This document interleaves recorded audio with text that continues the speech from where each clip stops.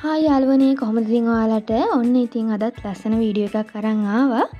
ඉතින් මෙන්න මේ විදිහේ ෆ්ලවර් ඉයරින්ග්ස් දෙකක් හදන විදිය තමයි මම අද කියලා දෙන්නේ. ඒ වගේම කොහොමද මේ වගේ ෆ්ලවර් ඉයරින් එකක් හැදුවාම රේසින් ඇප්ලයි කරගන්නේ කියන එකත් මම අද වීඩියෝ එකේදී කතා කරනවා. ඉතින් මේ ෆ්ලවර් ඉයරින් එක හදන ගමන්ම ඊටු විස්තර ටිකක් අපි කතා කරමු. මෙතනදිත් වෙනද වගේම මම අරගෙන තියෙන්නේ එයා ඩ්‍රයි ක්ලේ එකමයි. ඉතින් ඔයාලට පුළුවන් මේ ඉයරින් එක හදනකොට oven bake clay එකත් use කරන්න. ඉතින් මම මේ ඉයරින් එක හදද්දී මේකේ පෙත්ත ගොඩක් තුනීවට තමයි හදලා තියෙන්නේ. ඉතින් මේ ඉයරින් එක හදන ගමන් oven bake clay එකේ air dry clay එකේ තියෙන ලොකු වෙනසක් මම කියලා දෙන්නම්. ඉතින් ගොඩක් දෙනෙකුට ප්‍රශ්නයක් තියෙනවනේ ඇයි මේ air dry clay එක කවුරුවත් use කරන්නේ නැත්තේ කියලා. ඉතින් ඒකට උත්තරේ අද වීඩියෝ එකේදී හම්බ වෙයි. ඉතින් මම මෙන්න මේ විදිහට කලර්ස් දෙකක් යූස් කරලා තමයි මෙන්න මේ ඉයරින්ග්ස් හදාගෙන තියෙන්නේ. මේ විදිහට ගොඩක් තුනී කරලා මම රවුන්ඩ් ෂේප් එකකින් මෙන්න මේ විදිහට මැද කපා ගත්තා.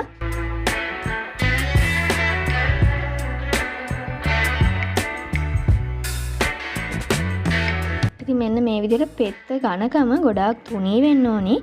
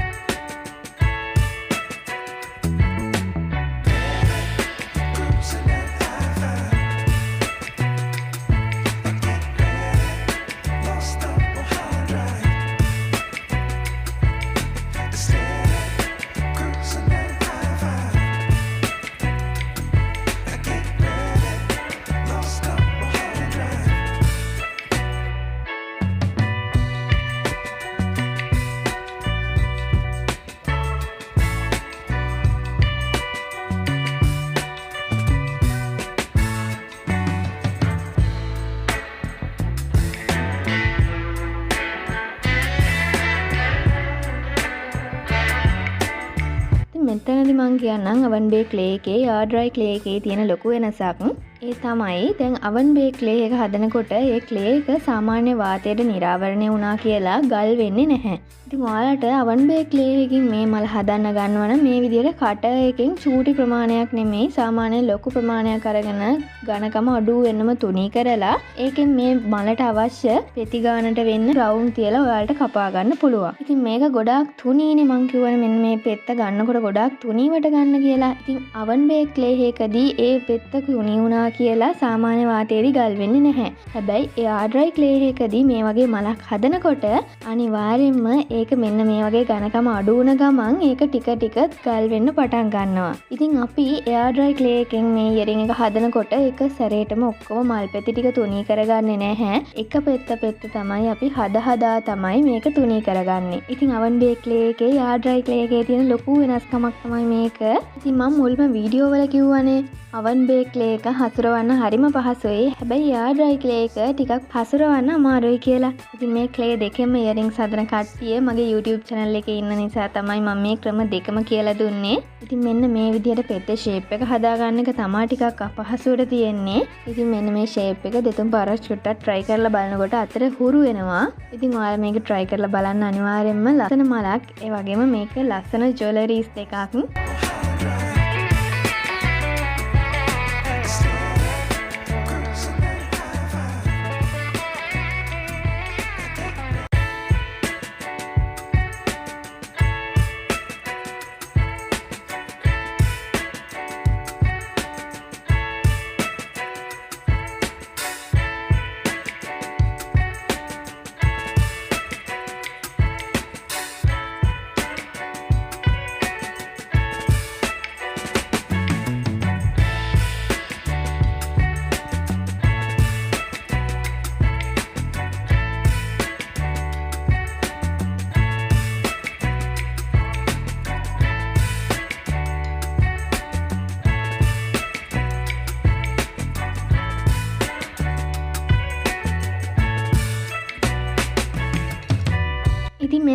විදිහේ ෆ්ලවර් ඉයරින්ග්ස් තමයි අපිට ලොකු ගානකට කස්ටමර් කෙනෙකුට දෙන්න පුළුවන්. මොකද මේක ටිකක් සංකීර්ණනේ අපිට හදා ගන්නත් අමාරුයි. ඒ වගේම හැමතැනම මාකට් එකේ අපිට මේ ඉයරින්ග්ස් හොයා ගන්නත් බෑ. හැමෝටම මේ මලේ පෙත්ත හදා ගන්න අමාරුයිනේ. ඉතින් එහෙම වුණාම හැමෝම මේ ඉයරින්ග් එක හදන්න යමු වෙන්නේ නෑ. ඉතින් ඔයාලා ඉයරින්ග්ස් හදනකොට මුලින්ම ඔයාලා පේජ් එකට දානවා නම් මෙන්න මේ වගේ ඉයරින්ග් සෙට් එකකුත් හදලා දාන්න. සාමාන්‍යයෙන් පිටරට කට්ටියට ඉයරින්ග් විකුණන බලාගෙන ඉන්නවනේ. ඉතින් එයාලටත් අනිවාර්යෙන් කියන්න ඕනි පිටරට කස්ටමර්ස්ලාත් ලොකු ගාණක් දීලා මෙන්න මේ වගේ ඉයරින්ග්ස් ගන්න තමයි ගොඩක්ම කැමති. මොකද පැතලි කරලා තුනී කරලා හදන ඉයරින්ග්ස් හැම තැනකම තියෙන හින්දා මේ වගේ ඉයරින්ග්ස් හදන්න ඔයගොල්ලෝ අත හුරු කරගත්තොත් අනිවාර්යෙන්ම ඔයාලට හොඳ මාකට් එකක් හදාගන්න පුළුවන්.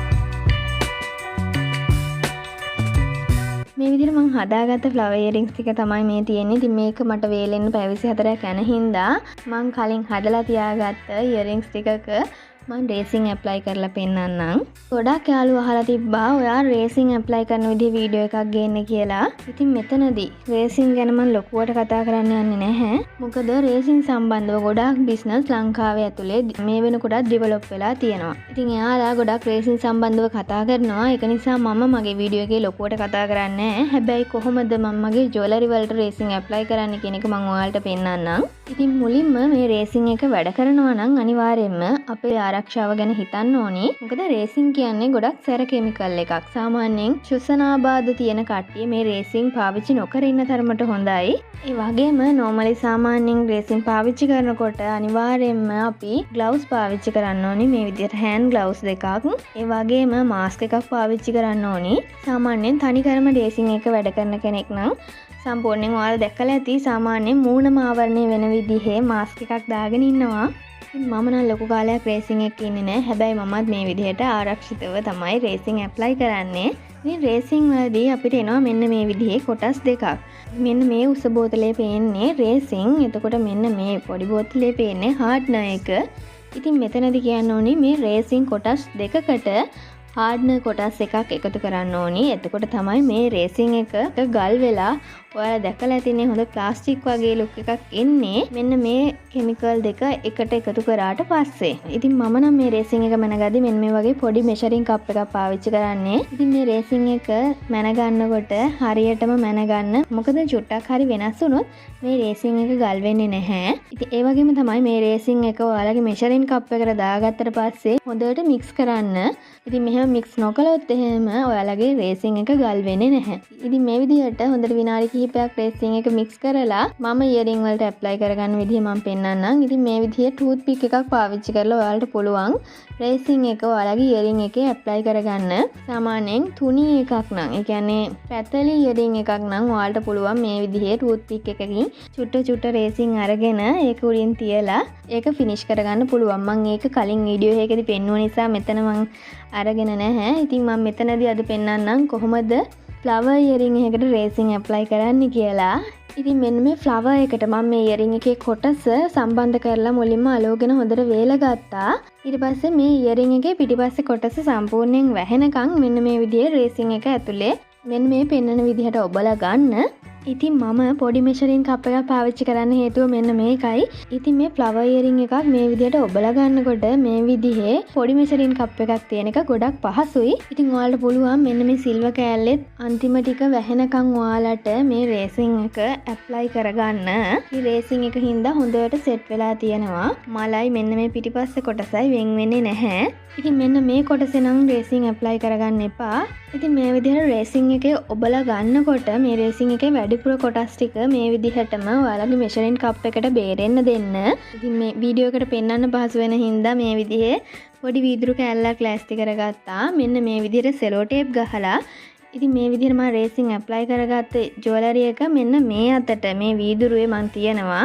ඉතින් අන්න එහෙම කරාම මෙන්න මේ පෙට්ටිය අස්ස වැඩිපුර රැඳලා තියෙන රේසින් කොටස් ටික බේරිලා මේ වීදුරුවට එකතු වෙනවා. ඉතින් ඔයාලට පේනවා ඇති මේ විදිහට රේසින් ටික මේ වීදුරුවට බේරිලා තියෙනවා. ඊට පස්සේ මේ විදිහට හොඳට බේරුණාට පස්සේ සාමාන්‍යයෙන් පැය භාගයක් වගේ යනකොට මේ විදිහට රේසින් ටික හොඳට බේරිලා තියෙනවා.